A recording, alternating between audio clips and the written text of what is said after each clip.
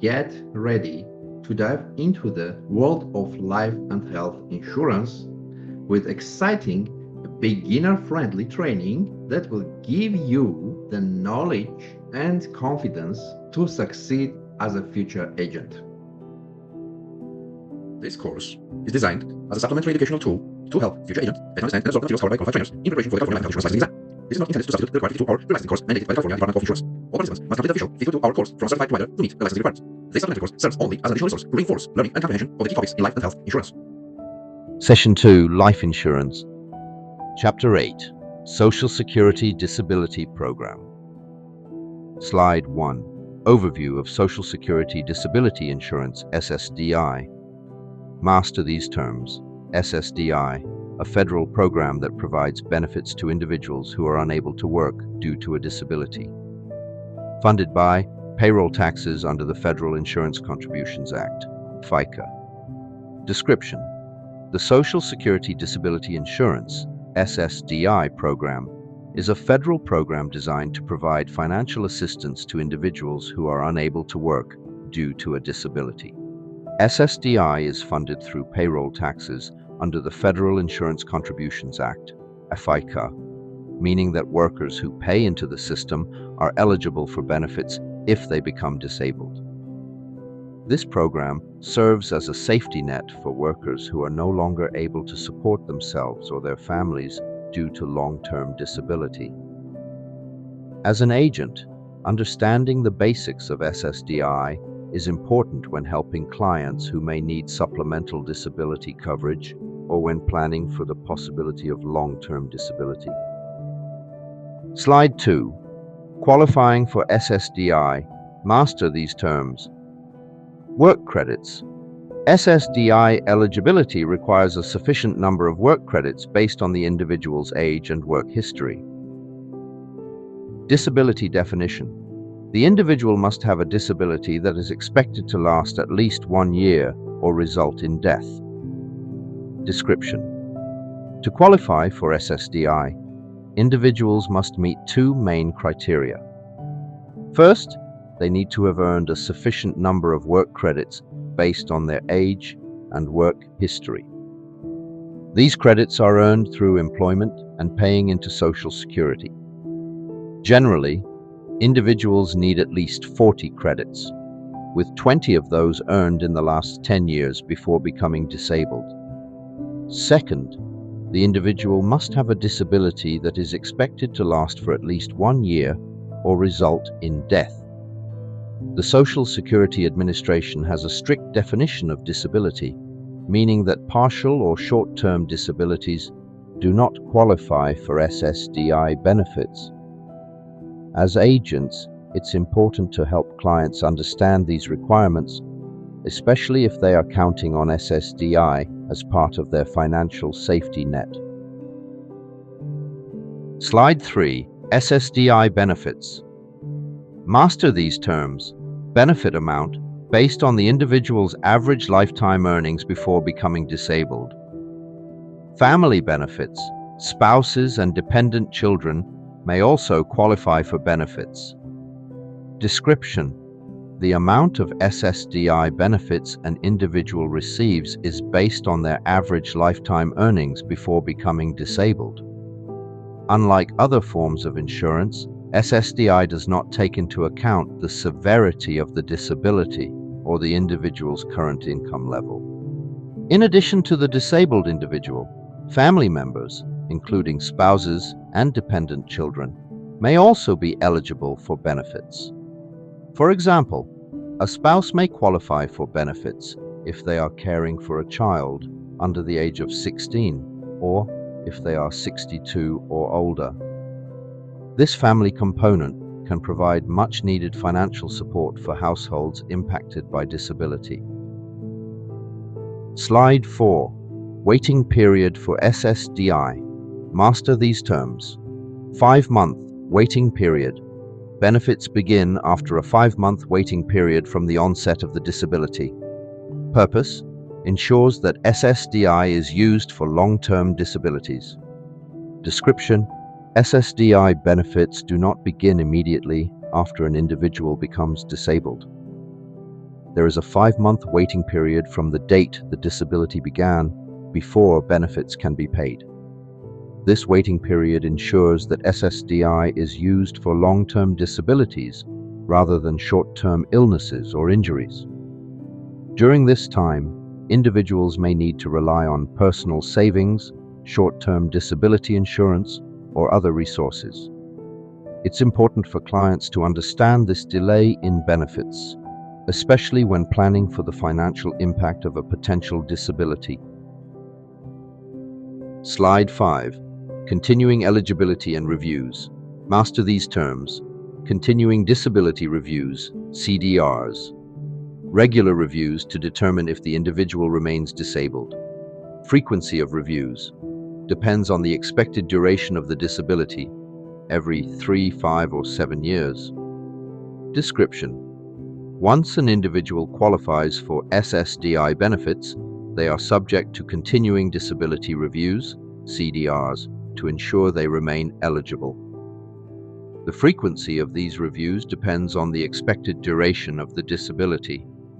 If the individual's condition is expected to improve, reviews may occur every 3 years, while individuals with permanent disabilities may only be reviewed every 5 to 7 years. These reviews are a key part of ensuring that SSDI benefits are provided only to those who continue to meet the program's strict definition of disability. It's important to help clients understand that they may need to provide medical documentation during these reviews to maintain their benefits. Slide 6. SSDI and Medicare. Master these terms. Medicare eligibility. Individuals receiving SSDI are eligible for Medicare after 24 months of benefits. Automatic enrollment. Medicare enrollment is automatic after the 24-month waiting period. Description. An important benefit of receiving SSDI is that individuals become eligible for Medicare after receiving SSDI benefits for 24 months.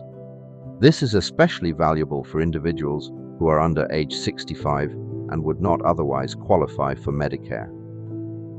Enrollment in Medicare is automatic after the 24-month waiting period, providing disabled individuals with access to essential healthcare coverage.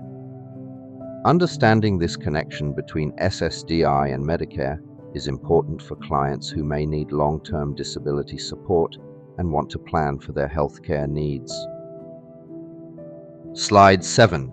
SSDI versus Supplemental Security Income, SSI. Master these terms. SSDI, based on work credits and funded through payroll taxes. SSI, a needs-based program for low-income individuals with disabilities, funded through general tax revenues. Description.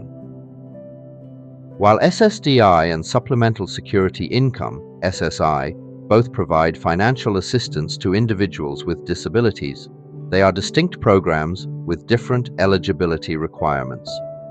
SSDI is based on an individual's work history and the number of work credits they have earned, whereas SSI is a needs-based program designed for low-income individuals who have not earned enough work credits to qualify for SSDI. SSI is funded through general tax revenues rather than payroll taxes. It's important to understand these differences when advising clients, as some individuals may qualify for one program but not the other. Slide 8. Taxation of SSDI Benefits. Master these terms. Taxable income. SSDI benefits may be taxable if the individual's total income exceeds certain thresholds. Tax thresholds.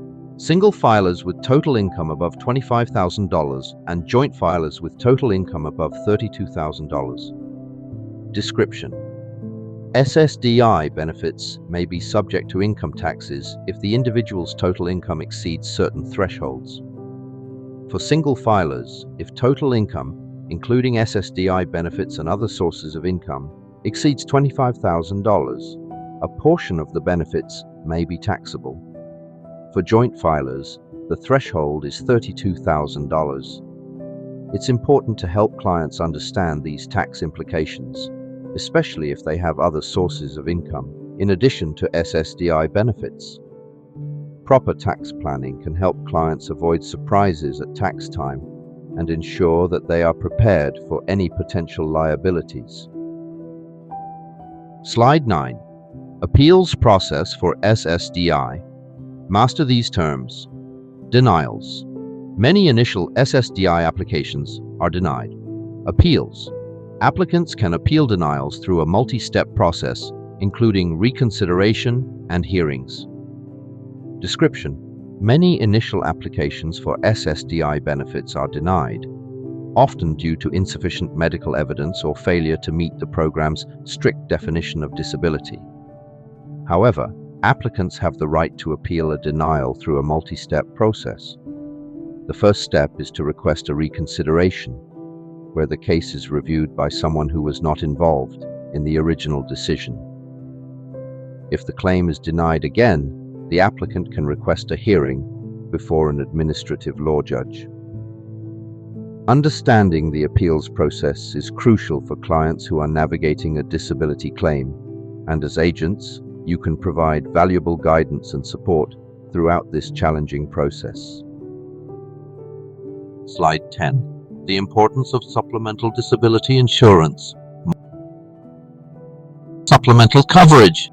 SSDI benefits may not provide enough income to meet all financial needs. Private disability insurance can provide additional income and shorter waiting periods. Description. While SSDI provides a critical safety net for disabled workers, the benefits may not be sufficient to cover, especially for individuals with higher incomes. SSDI benefits are capped, and a 5-month waiting period can create a gap in income during the early stages of a disability. Private supplemental disability insurance can provide additional income and bridge the gap before SSDI benefits begin. As an agent, it's important to help clients understand the limits of insurance options to ensure they have adequate financial protection in the event of a long-term disability. This completes Chapter 8, Social Security Disability Program of Session 2, Life Insurance with the Responses Combined. Coming next, Session 2, Life Insurance. Chapter 9, Individual Underwriting, Pricing, and Claims. Great job. Great job completing this session. Let's keep momentum going, jump into the next session, and continue your journey to becoming a top-notch life and health insurance agent.